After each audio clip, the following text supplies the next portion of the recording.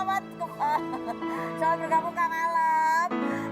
Dan selamat bergabung semua pemirsa. Saya Kak Ros hari ini kembali menemani Anda di acara Rumpi No Secret. Mwah. Agak beda nuansanya ya, karena Kang Alam udah lama aja kita nggak ketemu ya. Dani lagi izin libur. Oke, baiklah. Seperti biasanya sebelum kita mulai Rumpi kita hari ini, kita ke pojokan dulu untuk membahas berita-berita yang hot, baik yang datang dari dunia nyata maupun dari dunia maya. Jeng jeng jeng jeng jeng jeng jeng jeng jeng gitu. Oke, baik, terima kasih. Oke, ini ada berita apa di pojokan yang menjadi highlight kita hari ini? Ini adalah berita sebenarnya dari kemarin aku udah baca ini beritanya, tapi kayaknya ini semakin menghangat ya, semakin santer diperbincangkan bahwa adik kandungnya Irwansyah yang namanya adalah Hafiz, ya namanya Hafiz ya, itu diduga menggunakan uang korupsi 3 miliar untuk keperluan pribadi, ya. Jadi, aduh ini agak panjang ceritanya. Hafiz ini adiknya Irwansyah kandung ya, tapi dia ini juga sering juga beberapa kali diberitakan karena terkait masalah perselingkuhan gitu kalau nggak salah. Dia udah 3 kali menikah. Nah, pada saat dia menikah di istri yang kedua itu tuh ramai diduga selingkuh. Nah, sekarang dia punya istri lagi nih, yang ketiga ini, terus punya bisnis barang deh. Nah, ini kasusnya apa sih sebenarnya? Jadi Hafiz ini diduga melakukan peminjaman uang ke bank gitu dengan menggunakan pemalsuan data 22 karyawan di perusahaannya. Nah, di perusahaan itu yang namanya perusahaan apa itu namanya aku lupa ya. Dia itu direktur. Sementara Saskia Sungkar itu adalah komisarisnya. Ya, oke. Jadi dia minjem duit dengan menggunakan data si 22 karyawan. Itu sekitar 3 miliar. Bukan hanya itu. Ada lagi dia pakai koperasi ya. Koperasi ini juga nih karyawan yang 22 ini diaku-aku anggota koperasi ini juga sama. Duit juga 500 juta. Ya, jadi total itu duit yang dipinjam dan digunakan untuk keperluan pribadi itu adalah sekitar 4,3 miliar dan itu kayaknya macet. Kasus ini sudah diselidiki kabarnya yang aku baca dari tahun 2018. Ditetapkan tersangkanya itu dari bulan apa tuh? Oktober ya? Oktober gitu ya. Saskia sendiri juga sudah menjalani pemeriksaan di bulan Desember dan di Desember itu juga dia sempat cerita di vlog pribadinya bersama Irwansyah. Tapi yang menarik adalah ini padahal adiknya Irwansyah loh ya, terkenal kan? Itu bisa DPO loh, hilang atau kemana. Bukan cuma Instagramnya yang nggak ada ya. Adiknya ini pun juga tidak diketahui keberadaannya kemana, begitu. Coba kita lihat ini cuplikan YouTube-nya Saskia dan Irwansyah. Dia lagi cerita hal lain, tiba-tiba di tengah-tengah tuh dia cerita bahwa Saskia dan Irwansyah sendiri juga mengaku bahwa dia juga mengalami kerugian karena ditipu atau apa sih namanya dia. Pokoknya uangnya itu dibawa lari sama adiknya itu sehingga Irwansyah terpaksa harus menjual beberapa aset rumah, tanah dan lain sebagainya. Kita lihat cuplikannya keterangan dari Saskia berikut ini. Baik, sekarang kita mencoba untuk menghubungi untuk mendapatkan keterangan lebih lanjutnya dari Kasih Intel Kejaksaan Negeri Kabupaten Bogor, Bapak Juanda, begitu ya. Kita sudah terhubung dengan Pak Juanda. Halo? Sudah terhubung karena ini memang lokasi banknya juga di daerah sana ya, di Bogor. Halo Pak Juanda. Iya Mbak Penny. Oke Pak Juanda, terima kasih atas waktunya. Selamat siang Pak. Pak, kita mau tanya mengenai perkembangan kasus ini yang menimpa adiknya Irwansyah yang namanya Hafiz ya Pak ya. Ini kan memang diselidikinya di Kejaksaan Bogor ya. Kasusnya sudah dilimpahkan di situ ya. Nah, Kejaksaan Negeri Kabupaten Bogor, Mbak Penny. Betul. Baik. Dan ini memang sosok Hafiznya sendiri tidak bisa DPO ya Pak ya? Masuk dalam daftar pencarian orang, betul? Iya.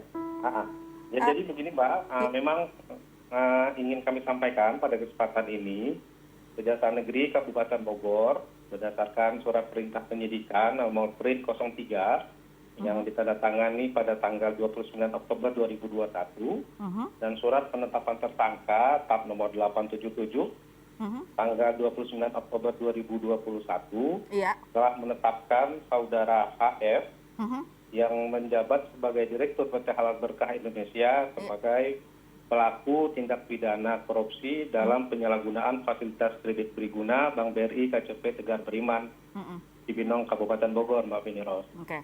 Dan totalnya ada 4,3 miliar, betul ya Pak? Ya, kerugian keuangan negara yang berhasil kita hitung akibat perbuatan yang dilakukan oleh tersangka yaitu sekitar 3 miliar 179 juta rupiah, Mbak Penny. Tapi ini masuknya kasus korupsi ya Pak ya, bukan penipuan, bukan penggelapan. Bapak bisa jelaskan kenapa namanya korupsi Pak? Ini masuk ranah tindak pidana korupsi Mbak Penny, karena memang yang disalahgunakan adalah kredit Bank Rakyat Indonesia yang merupakan bank BUMN yang mengelola keuangan negara, Mbak. Oke. Jadi ancaman hukumannya adalah maksimal? Ancaman hukumannya itu kita sangkakan terhadap yang bersangkutan, itu pasal 2 dan pasal 3 Undang-Undang Tindak Pidana Korupsi. Ancaman maksimalnya sampai dengan 20 tahun penjara, Mbak Penny. Sampai dengan 20 tahun penjara. Ya. Pak, bisa diceritakan bagaimana Hafiz ini bisa sampai DPO begitu ya? Apakah sebelum-sebelumnya itu Pak pada saat pemeriksaan ini sosoknya hadir kan Pak? Ada. Kapan dia diketahui itu sudah tidak bisa ditemukan lagi gitu? Jadi setelah kami tetapkan sebagai tersangka yang bersangkutan, AF, kita lakukan pemanggilan secara patut. Ya. Pemanggilan pertama itu kita lakukan pada tanggal 8 November 2021. Kemudian pada waktu pemanggilan tersebut yang bersangkutan tidak datang, kemudian kita layangkan kembali panggilan yang kedua pada tanggal 15 November 2021. Iya. Cuma tetap yang bersangkutan juga tetap hadir dan akhirnya kita kembali layangkan panggilan yang ketiga tanggal 16 Desember 2021. Oke. Karena 3 kali panggilan telah kita layangkan kepada yang bersangkutan dan tidak hadir memenuhi panggilan penyidik untuk dimintai keterangan. Akhirnya berdasarkan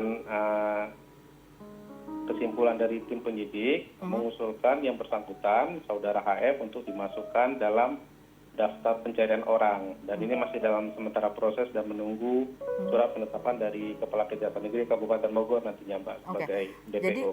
Jadi kalau 3 kali tidak dipanggil ini apakah akan dijemput paksa gitu atau sudah sebetulnya didatangi ke rumahnya dan tidak ada? Iya, karena udah upaya penyidikan, jadi bisa nanti akan dilakukan upaya paksa apabila memang yang bersangkutan tidak memenuhi panggilan yang dilayangkan oleh tim penyidik nanti, Mbak. Oke. Dan betulkah bahwa kasus ini sebenarnya udah diselidiki dari sejak tahun 2018 begitu Pak? Betul? Iya, ini penyidikannya dimulai di tahun sekitar 2019. Cuma memang penyalahgunaan kredit yang dilakukan itu adalah kredit yang digunakan pada tahun 2018 dan tahun 2019. Oke. Ros. Jadi ini kan pihak Saskia Sungkar sebagai komisaris ya dari perusahaan yang digunakan untuk melakukan peminjaman kredit, betul ya Pak ya? Iya. Itu juga sudah dimintai keterangan? Iya, betul. Ibu Saskia sudah kita mintai keterangan. Kapasitas yang bersangkutan adalah sebagai komisaris dari PT Halal Berkah Indonesia. Ini kan kakak iparnya ya, kakak iparnya tahu kan adiknya iparnya ada di mana gitu. Sudah dilakukan coba tanya gitu. Ya, kalau terkait dengan kakak dari yang bersangkutan tahu atau tidak, nanti mungkin bisa ditanyakan yang bersangkutan. Yang pasti kapasitasnya adalah sebagai direktur dari PT Halal Berkah Indonesia, di mana Ibu Saskia Sungkar ya sebagai salah satu komisaris dari PT tersebut gitu, Mbak. Dan kemarin juga di bulan Desember juga ada dipanggil untuk keterangan sebagai saksi, betul ya Pak ya? Iya betul. Kita udah minta keterangan Ibu Saskia sebagai saksi dalam perkara tersebut. Oke. Ini ada 6 orang yang dijadikan tersangka selain sosok AF ini, betul Pak ya? Iya, jadi ini merupakan perkembangan dari perkara yang sama juga, pola dan modus yang sama juga, peminjaman kredit. Dan atas perkara tersebut kami telah menetapkan 5 orang sebagai tersangka.